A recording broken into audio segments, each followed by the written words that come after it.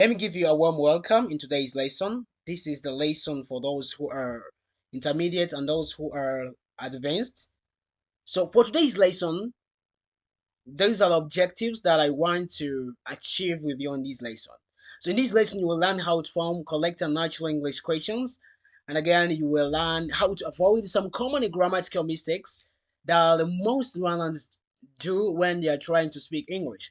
And again, I'm going to teach you how to ask smart, polite, and interesting questions in conversations that you usually have with your colleagues. And lastly, what you're going to learn from this lesson is that you are going to learn actually how to sound more fluent and confident when speaking with others.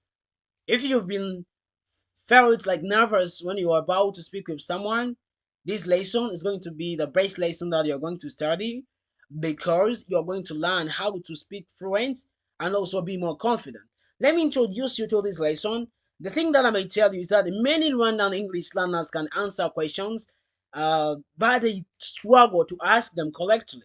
Yeah, they can answer those questions because they know how they can speak what is that on their mind. But when it comes to answering those questions or even to ask them, they don't know how to ask these questions. Yet asking good questions is what makes your English powerful. Is what make English powerful.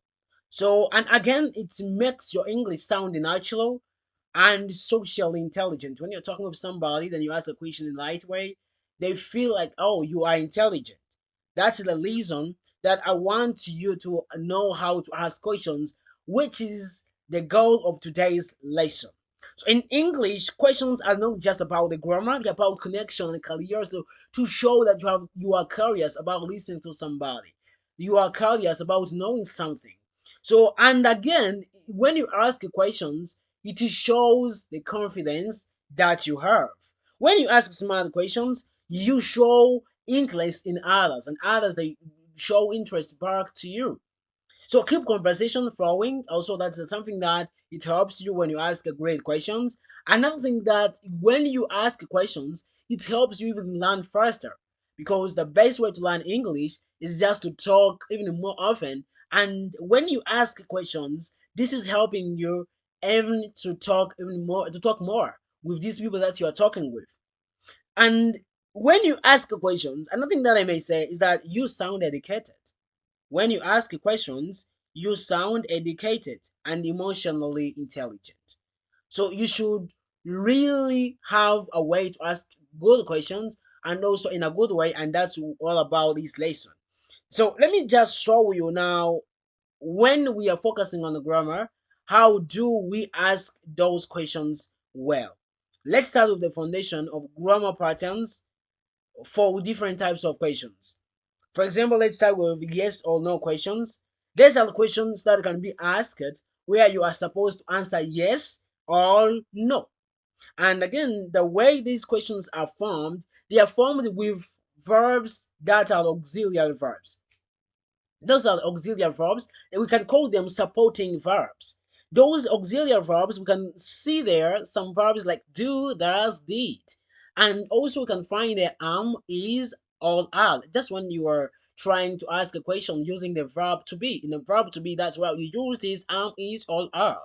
But when you are asking questions, sometimes you can use have or has. When it's in the present perfect or when it is in the past, yeah, that's how we use have or has. And others like had, not when you're asking questions. So those are like those are the auxiliary verbs that we use when you're trying to ask questions.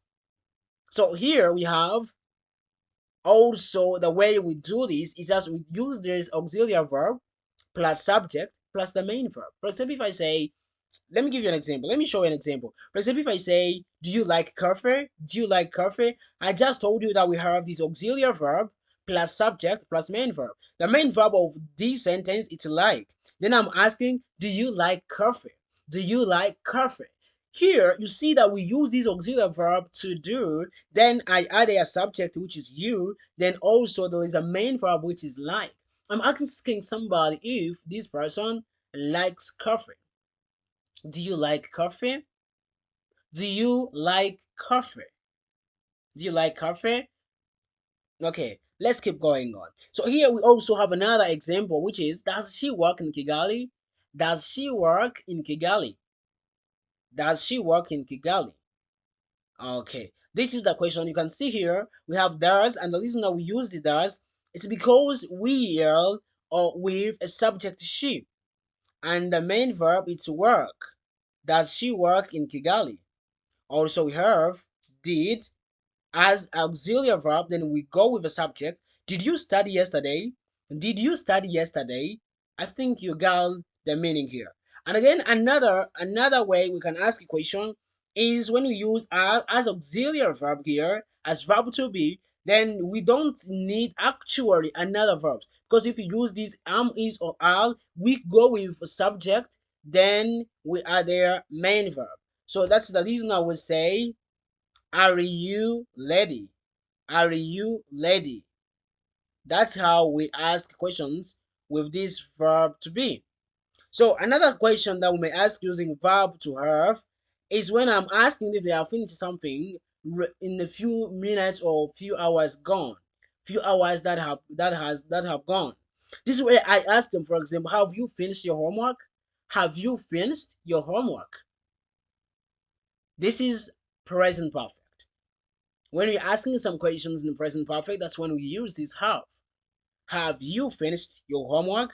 It's actually these auxiliary verbs, subject and main verb. And main verb. Have you finished? Okay, that's how we ask questions with which where you are these questions which are supposed to be answered with answer of yes or no.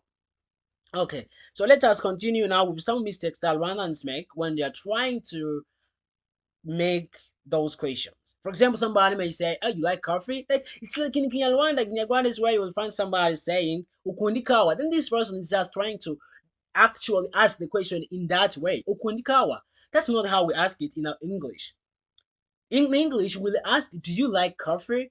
It's not actually the way we pronounce it in Kinyarwanda, as we will speak it in English. No, no. In English, we have the way we do it. We use this do subject and the main verb.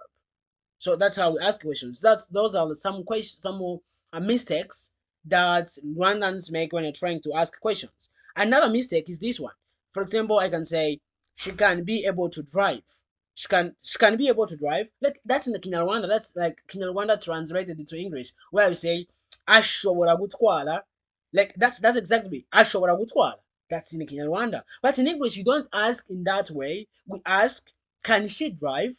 Can she drive? I just showed you that we use auxiliary verb, then we add there a subject, then we add there a verb. So we don't ask questions just like this, where we say she can drive, she can able to drive. That's not actually the way we ask questions. So again, let me show you how we use now these WH words that we use in asking questions. When you're asking questions, for example, what, when, where, like how do we use them? Which, what. So this is how we use those question words. So the way we use them is just we use this WH word, we add the auxiliary verb, then we add their subject, and also we add their verb. For example, is where I can say what, this word, this questioning word, what do you do for living? For example, you can see here we have words, do as auxiliary verb, then the subject you, then verb do. What do you do for living? What do you do for living? You get it. You get it. You're gonna see now how I try to make a question. Here you can see also here we have where does he live? Where does he live? Where does he live? You can see I have this questioning word, which is where.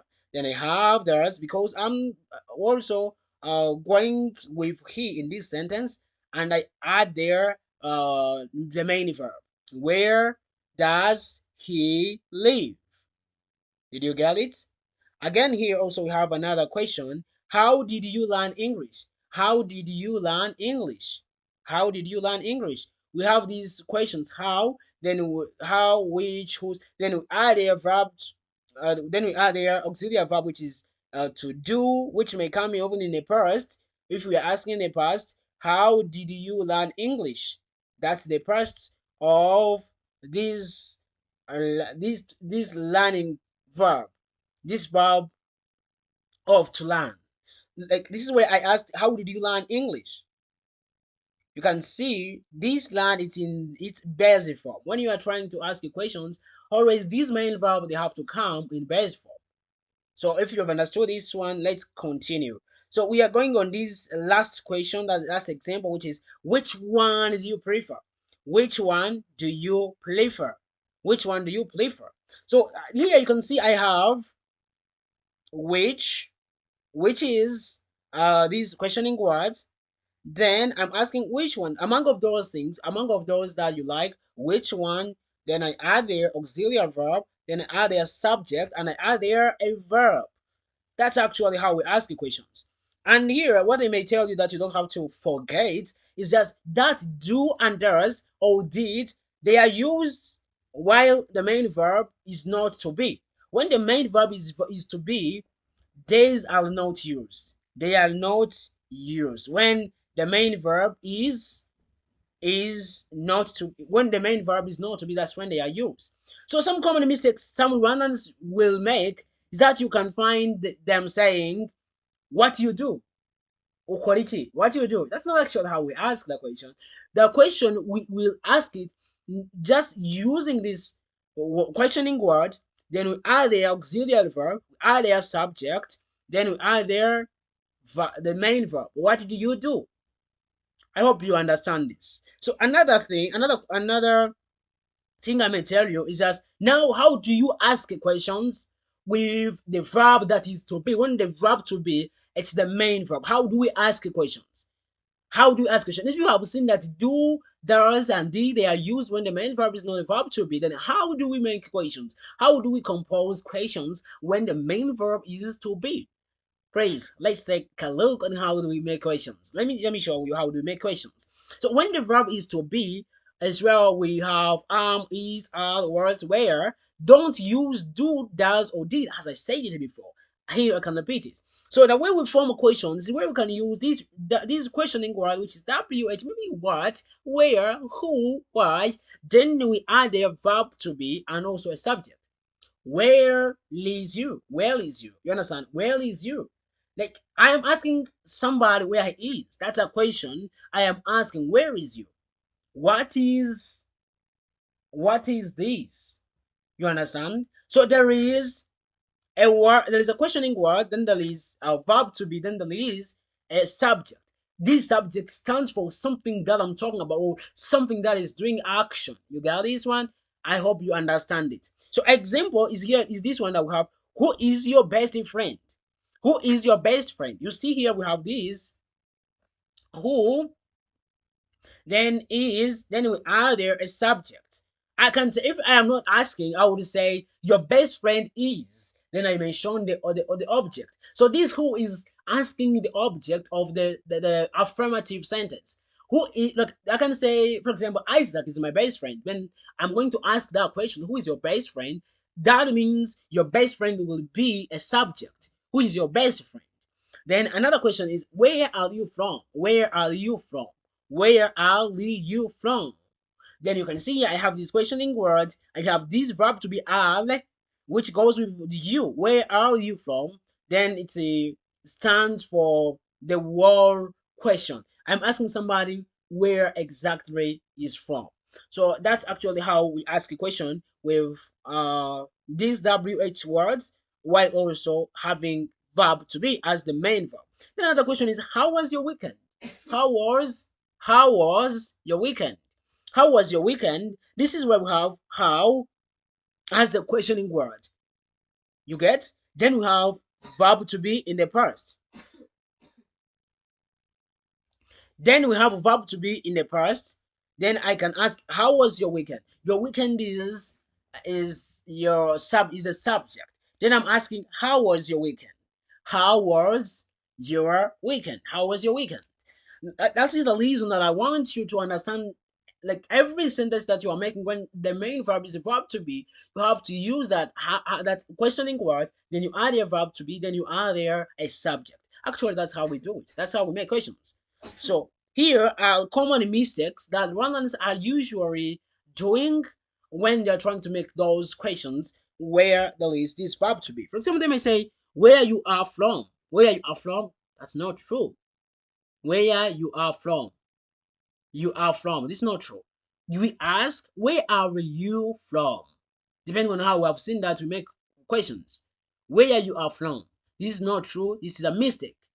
Okay, and again, I want to teach you about the tag questions. Tag questions, those are questions you ask when you want to confirm about an agreement, or if you want to like to see if somebody agreed to that agreement you've had together. If somebody agreed to this agreement, agreed with this agreement, these are the questions you can ask. For example, if I say, "Isn't it?" That is a tag question. So I want to teach you this.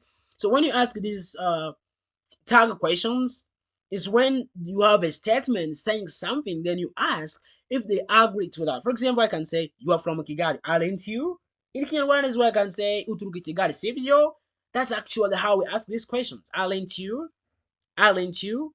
So when the sentence is now in affirmative, when it's affirmative sentence, when it says it's affirmating something, when it is not negative sentence, this tag question will come as negative one. For example, if I ask Naguturuki Kigali, nibyo?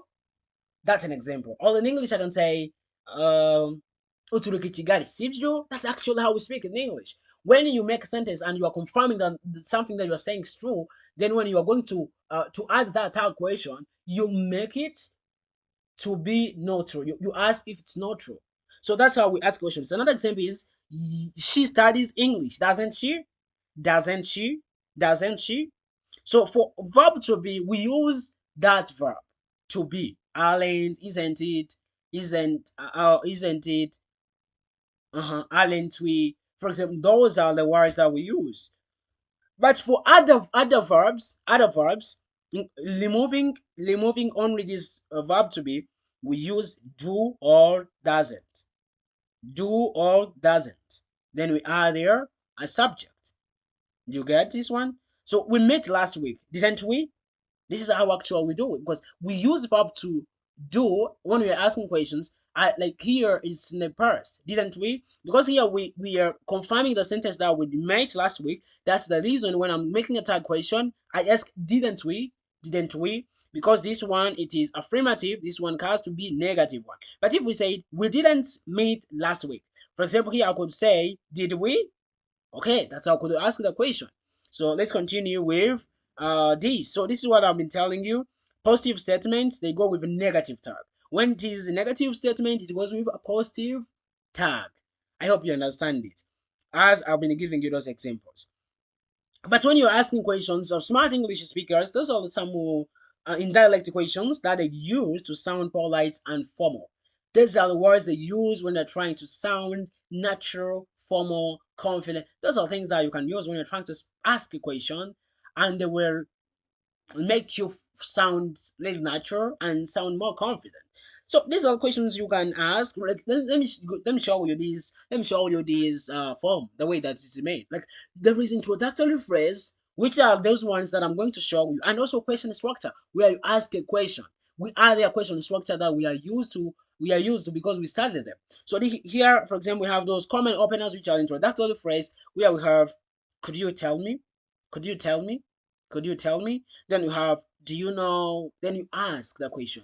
Do you know? Ask the question. Do you know where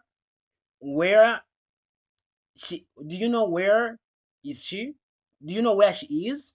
So when you start with these common openers, when you are going to end a question, it ends like a statement. It ends like a statement. It doesn't end like another question, another dialect question. I'm going to show you this one. For example, if I say, could you tell me? Do you know? I was wondering. May I ask? Those are some more opening phrases that you can use. For example, here I can say, could you tell me where the bank is? Could you tell me where the bank is? Instead of just saying, could you tell me where is the bank? No. We ended the sentence as where the bank is. Where the bank is. where the bank is. It's like a statement, like a full statement. When we are asking, we do it like that. For example, here if you look at this below example or so where we say, do you know what time the meeting starts? So what time the meeting starts? What time the meeting starts? Do you know what time the meeting starts? So those are the beautiful, beautiful, beautiful phrases that you can use there when you're trying to speak, when you're trying to ask questions.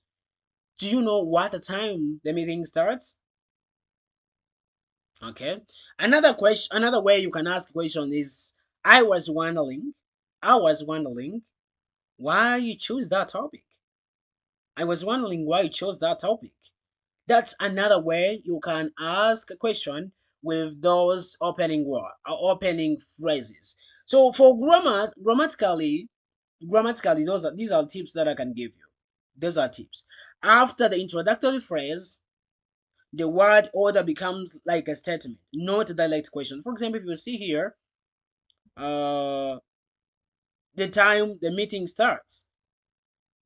Do you know what time the meeting starts? Or where the bank is? Where the bank is? What time the meeting starts? This is like it's not actually the question, like the direct question. It's like that. It's a statement. It's like a statement. So let us continue. And for example, here if I say, could you tell me where the bank is? That's a right way to ask the question instead of saying, could you tell me where is the bank? Like when we ask a question, direct question, we can ask, where is the bank? But if I ask with this polite way, with this polite phrase, I can say, could you tell me where? Could you tell me where the bank is? That's actually how we can start this conversation. So then here is some question starters that you can use in your daily life that will let you sound confident and natural. For example, we have in polite way when you want to ask somebody, when you are in polite way, you can ask, could you tell me? Could you tell me? Could you tell me? Could you tell me how you learned English so fast? Could you tell me how you learned English so fast? Could you tell me how you learned English so fast? Then you have this one, curious. Also, when you are curious about knowing something, you can say, I'm curious to know. I'm curious to know what inspired you to start your business. I'm curious to know what inspired you to start your business. Another way to ask to open a question in a friendly way is where you can ask, for example, what do you think about? What do you think about? What do you think about working remotely? What do you think about like working remotely? So, like when you want to ask some suggestion, that's why you can use what do you think about. Then you give them your idea, and then they tell you what they think about that, and it's a friendly way to start asking questions. Another way, it's another phrase that you can use. It's a reflective one where you are trying to ask them to reflect to what is that maybe they have learned. For example, you can ask them, what have you learned from? What have you learned from? So they can reflect to themselves and see what is that they've learned. What have you learned from living abroad? What have you learned from living abroad? Okay, another way you can engage some people is where you can ask question like, how do you usually, then ask them something that they do more often. How do you usually manage stress? How do you usually manage stress? That's another word that you can use. You can use how do you usually. When you use it, some people that will feel like, oh, you sound really confident, and that's really amazing when you use these starter words. You use them every time you're trying to ask a question, they're gonna make you sound better and fluent in speaking English. Okay, so here there are ways that you can use those questioning words. I just gave you these questioning words and I showed you how to use them and how to use them with do or this, or how to use them with did or do or does. But let me show you actually what do they mean so that you can understand them. Here we have who. Works on a person when you're trying to ask somebody, someone. Then I can ask you a question. Who is your favorite teacher? Who is your favorite teacher? As I've showed you this, I told you that we have who, when it is with a verb to be, we add there is as auxiliary verb, then we add there a subject. Your favorite teacher. Your favorite teacher is the one who is My teacher. Okay, actually, when we reach to what it is used when you are asking the thing. When you are asking the thing or an idea. For example, I can say, what are your goals this year? What are your goals this year? What are your goals this year? But when it is used to describe a time, when did you arrive? Then you want to know at what time did he or she arrive. Again, where it is used to mean a place. Where do you live? Where do you live? While why it is used to describe a reason. Why are you studying English? Why are you studying English? Then we have how, which is there just to describe a method or the condition something is in. You understand this? Let me hope that you understand this. How did you solve that problem? They're asking actually the way that they solve this problem. Then which it is used when you are describing, when you are trying to identify one thing among of other things. When you want to choose one thing among of other things. This is used when you're trying to make choice. For example, which laptop do you prefer? Which laptop do you prefer? Or we can say whose possession, whose book is this? Whose book is this? Whose book is this? This whose is used just to show someone's position. When something belongs to someone, this whose it is used to show that this thing belongs to this person. This is where we say whose book is this? Whose book is this? This shows this thing that we are trying to mention, it belongs to this person, to the other person. So let us do these practice questions and we fix some mistakes, these questions, and we could fix some mistakes Rwandans make. So those mistakes that Rwandans make, we have you are live where, you are live where.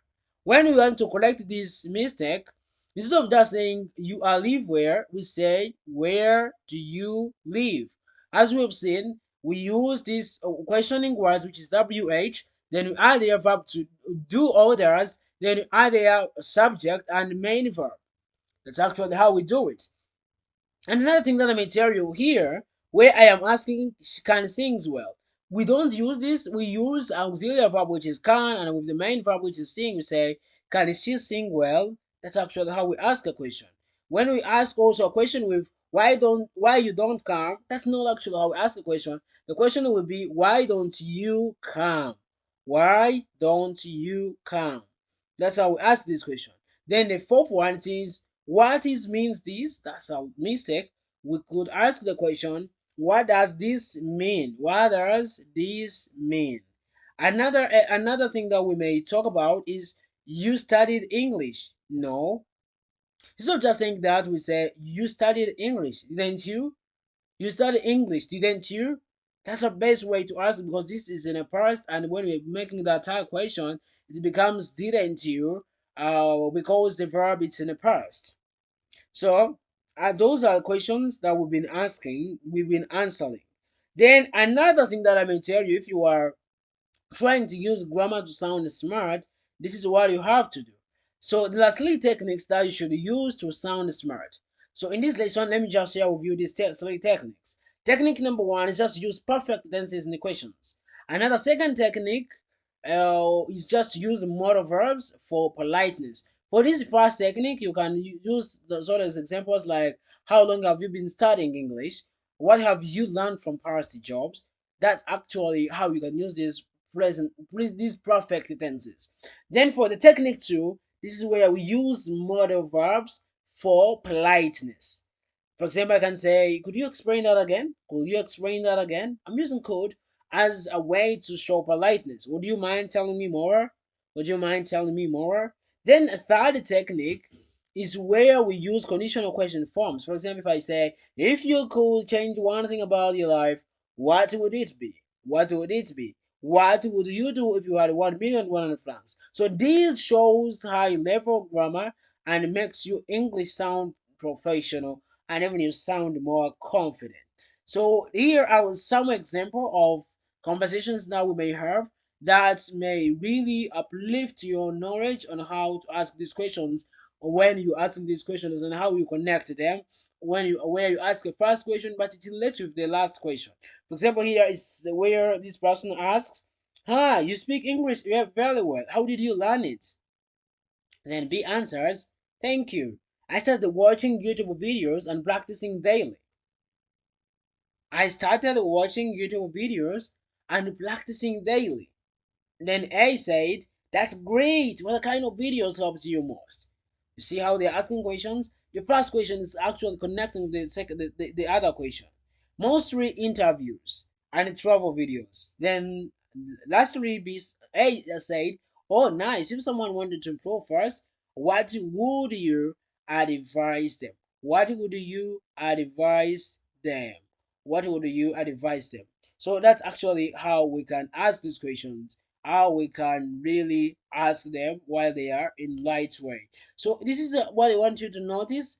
Just you have to notice how each question builds on the last one. That's what smart speakers. When you are speaking, actually let your questions build on each other. So these are the practice exercise that you may do. Here we have those sentences that we may transform into smart questions. For example, I have here, "You like music." How would I ask a question? I would ask the question as, "Do you like music?" That's the best way to ask a question. Or I can say, "You work where?" Where do you work? Why you study English? Why do you study English? You read books. Why do you read books? Are you happy with your job? No, that's why I can ask the question, "Are you happy? Are you happy with your job? Are you happy with your job?" That's actually how I could ask there. So here we have also another second exercise, which is, "Could you tell me, do you know?" Or, "I was wondering." Let's just see which ones that we may use here. So here we have, "Where the meeting is." What do you think we should say? Is it, "Could you tell me? Do you know?" Or, "I was wondering." Both "could you tell me" and "you know" they may work, but because actually I need immediately that this person tells me where the meeting is taking place, I will ask, "Could you tell me where the meeting is?" Could you tell me where the meeting is? Then this person will tell me.